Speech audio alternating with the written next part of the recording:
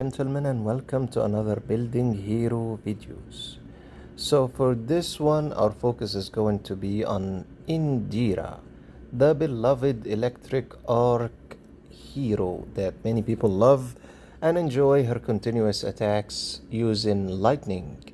Indira, by the way, has one skin available in the game and it gives her a plus 3% HP, plus 3% attack, plus 6% broken armor. Well, aside from the cool illustration of the skin, it will make her stronger and it will change pretty much the coloring that she uses. Instead of blue lightning, you're stuck with the red looking lightning. Limited edition.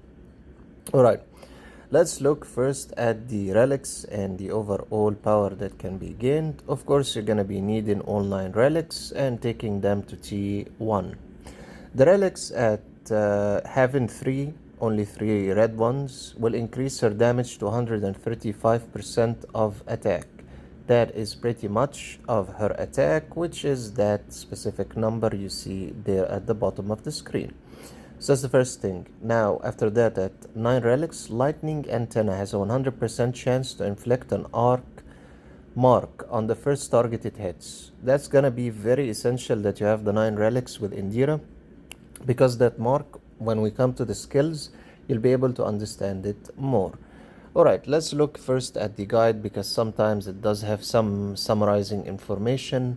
Indira pretty much is a DPS, an aerial damage and a sustained damage attacker, which means she can attack multiple targets at the same time, just as you see her in battle. Aerial damage, that's pretty much how to explain that she can attack more than one hero per attack.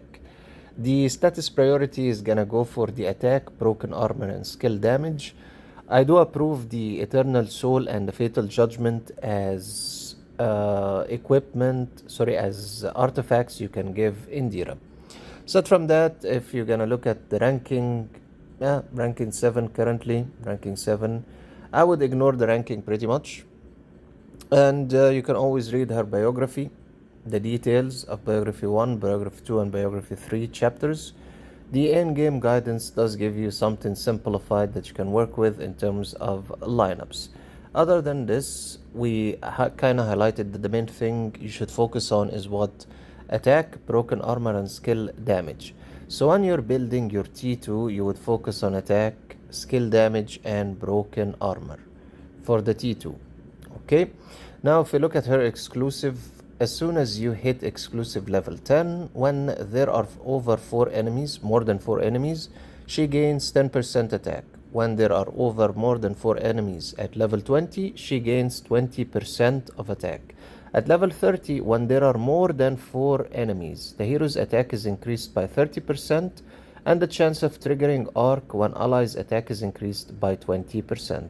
By the way, the direction of the electric arc triggering is so she can pretty much use the electricity when she hits one target to continue attacking and hit multiple targets at the same time. That's pretty much the electric arc. Now at level 40, when the number of enemies is more than 4, increase the skill damage by 50%. The 40 exclusive is what's gonna really make her shine.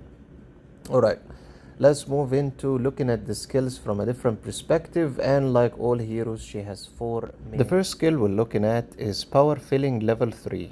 Indira gains 5 points of energy whenever an arc is released, and then at level 2 and level 3 of the Power Filling, 7 and 10 points. Pretty much we're looking at she can increase the energy, the bar that allows her to actually use her ultimate by just pretty much using one of her skills. So that would be, in comparison, she can build up her energy faster, so she can use her ultimate faster and actually do more damage on a faster pace. So that's the first skill we have looking at Indira, Power Filling level 3. Alright, let's look at the second skill she has, Lightning Antenna level 4. At level 1, 2, and 3, and 4, and that's based on you upgrading her Spirit Link level above level 300, and then after that giving her the 3 relics or the 9. Her attack can be increased by her own damage to 135% of the attack.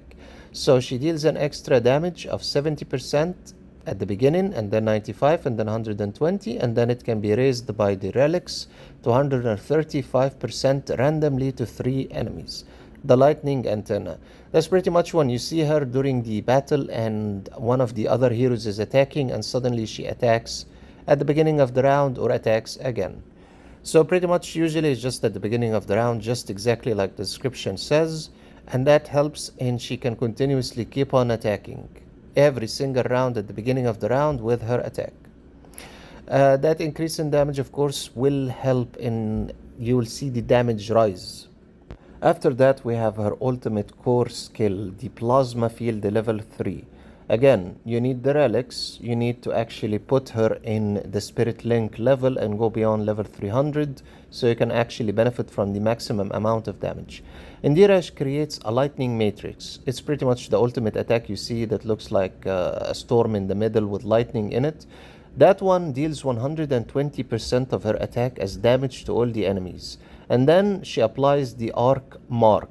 The arc mark is done to 3 random enemies, and on those 3 random enemies, they stick for 2 turns. You'll see the mark later during the fight. When actually the enemy is marked, she deals 100% of attack damage increase to those enemies. At level 2 and level 3, it will go to 150 and 180.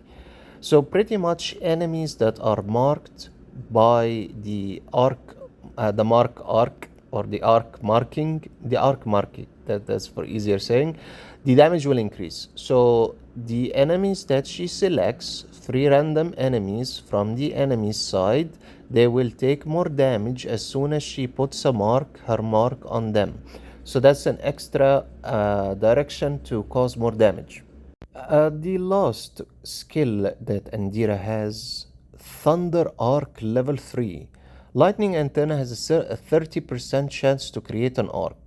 This one of her skills is the percentage of her ability to create an arc, and that arc will cause her to do more damage to other heroes and actually have a better chance of marking the enemy, which will always happen in any battle, and by marking the enemy they'll take more damage. At level 4, the lightning antenna has a 100% chance to actually add the marking on the enemy when it hits the enemy directly during battle. The 3 random enemies, 100% will have an increase in damage that she will be able to do against them. By doing that marking, you will see her across the rounds be able to do more damage to 3 random enemies at a high percentage of increase. Alright, for now let's move into watching the battle slowly and see actually this mark in action. And the battle starts, and we're slowing down the battle so it can actually be watched. Her first attack caused 2 million and 3 million on the back row heroes, Lady Jane and the hero next to her. And now her ultimate has been filled up. We're still in round number 1, which is fantastic. We want to see exactly what will happen after she unleashes her ultimate attack and what that mark actually looks like. If you're looking carefully, this is what the mark looks like as soon as the mark is put on an enemy. Now, she's not really marking 3 random enemies, unfortunately, but the mark, because it has a percentage chance of actually happening, we were able to mark one specific enemy in this battle.